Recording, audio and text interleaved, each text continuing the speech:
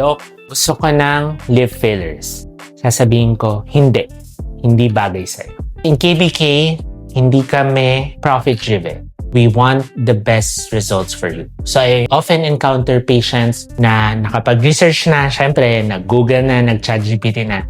Doc, ito yung bagay sa akin, gusto ko to. Lip filler, I want Barbie forehead, etc. Kung gusto ko lang ng profit, hindi gagawin ko. Kaya naman. But in KBK, we always assess the holistic profile of the face of our patients. We don't just treat what you want to have treated. We give our assessment.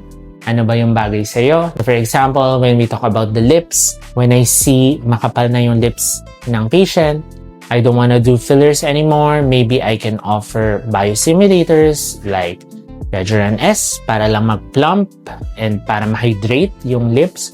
So it's a case-to-case basis. Pero of course, if the lips are very thin, then we can recommend fillers. Ang point natin dito, in KBK, we assess really your skin condition. In fact, now we have the KBK Skintelligence, which will tell us your exact concerns.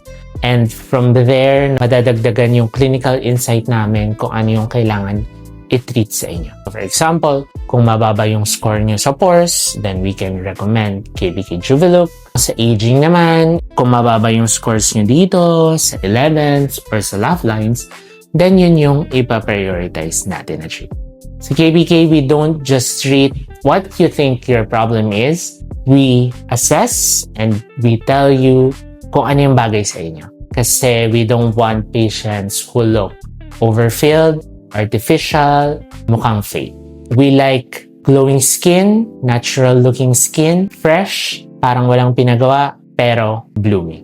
That's the mission of KBK. If yan ang mga goals mo, come visit us sa clinic for a proper assessment so we can recommend procedures na bagay sa inyo.